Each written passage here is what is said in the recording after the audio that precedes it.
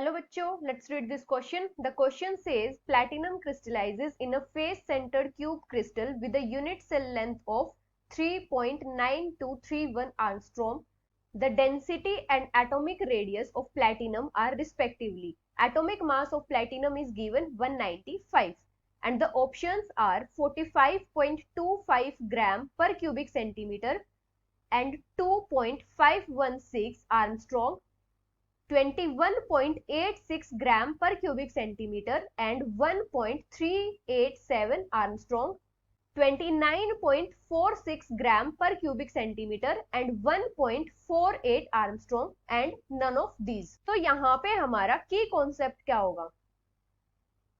हमें यहाँ पे दिया है कि प्लैटिनम जो है वो फेस सेंटर्ड क्यूब क्रिस्टल में क्रिस्टलाइज हो रहा है। तो हमारा जो फेस सेंटर्ड क्यूबिक क्रिस्टल होता है वो किस टाइप का होता है और यहाँ पे एटम्स कहाँ कहाँ प्रेजेंट होते हैं? फेस सेंटर्ड क्यूबिक क्रिस्टल, इसमें हमारे एटम्स प्रेजेंट होते हैं सारे के सारे कॉर्नर्स पे और सारे के सारे फेस सेंटर्स पे। अगर हम इसकी रफ रिप्रेजेंटेशन देखें तो हमारा ये यूनिट सेल किस टाइप से होगा? जैसे ये हमारा कोई क्यूब है, इसमें हमारे एटम्स प्रेजेंट होंगे सारे के सारे कॉर्नर्स पे और सारे के सारे फेसेस पे, इस टाइप से। इसमें क्या होता है, जो कॉर्नर वाले एटम्स होते हैं वो एक दूसरे को टच नहीं करते हैं, लेकिन जो कॉर्नर वाला एटम होता है वो फेस सेंटर वाले एटम को टच करता है। अगर हम इसकी एज लेंथ को a कंसीडर करें तो हमारा जो फेस डायगोनल है वो कितना होगा?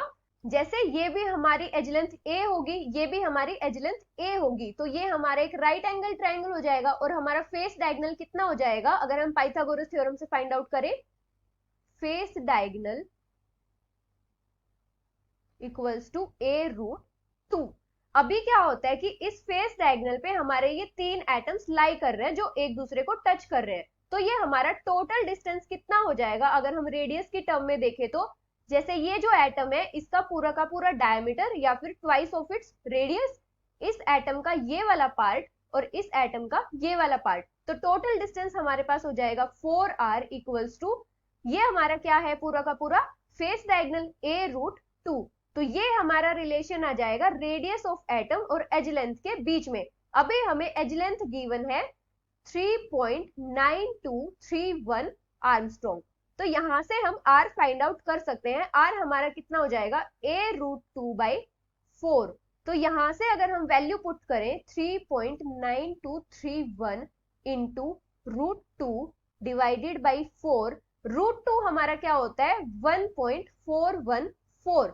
तो यहां से हमारी रेडियस की वैल्यू कितनी आ जाएगी? 1.387 आर्मस्ट्रॉन्ग। तो ये हमारी रेडियस हो जाएगी एटम की। अभी हमें फाइंड आउट करनी है डेंसिटी कितनी है यहाँ पे। तो डेंसिटी फाइंड आउट करने के लिए हम क्या फॉर्मूला यूज करते हैं? Z into m divided by NA into A का क्यूब। Z क्या होता है हमारा? टोटल नंबर ऑफ एटम्स किसी भी यूनिट सेल में कितने हैं, total number of atoms. m क्या होता है हमारा? Atomic mass. Na क्या होता है हमारा? एवोगैड्रो नंबर, जो कितना होता है? 6.022 इंटू 10⁻23। A क्या होता है हमारा? Edge length. अभी FCC यूनिट सेल में टोटल नंबर ऑफ एटम्स हमारे पास कितने होते हैं? 4। एटॉमिक मास हमें गिवन है 195 ग्राम पर मोल। एज लेंथ हमें गिवन है कितनी है हमारे पास? 3.9231 आर्मस्ट्रॉन्ग। अगर इन वैल्यूज को हम डेंसिटी के फॉर्मूला में पुट करेंगे तो हमारे पास क्या आएगा? 4 इंटू 195 ग्राम पर मोल डिवाइडेड बाई 6.022 इंटू 10⁻23 पर मोल इंटू एज लेंथ हमारी कितनी है? 3.9231 आर्मस्ट्रॉन्ग का होल क्यूब। अभी जो डेंसिटी है वो हमें ग्राम पर क्यूबिक सेंटीमीटर में गिवन है, लेकिन हमारी एज लेंथ हमें आर्मस्ट्रॉन्ग में गिवन है, तो इसको हम सेंटीमीटर्स में कन्वर्ट कर लेंगे। 1 आर्मस्ट्रॉन्ग में कितने सेंटीमीटर्स होते हैं? 10⁻⁻8 सेंटीमीटर्स। तो हमारे 3.9231 आर्मस्ट्रॉन्ग में कितने सेंटीमीटर्स हो जाएंगे? 3.9231 इंटू 10⁻⁻8 सेंटीमीटर्स। अभी अगर हम इन वैल्यूज को पुट करते हैं डेंसिटी के फॉर्मूला में, तो हमारे पास क्या आ जाएगा? 4 इंटू 195, हमारा मोल से मोल कैंसिल हो जाएगा। 6.022 इंटू 10⁻23 इंटू 3.9231 का होल क्यूब इंटू 10⁻⁻24 ग्राम पर क्यूबिक सेंटीमीटर। तो यहां से हमारी डेंसिटी कितनी आ जाएगी? 21.533 ग्राम पर cubic centimetre.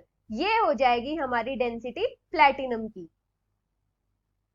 So the final answer is density is 21.86 gram per cubic centimeter and radius of atom is 1.387 Armstrong, which is option B. Hope you understood it well. Best of luck.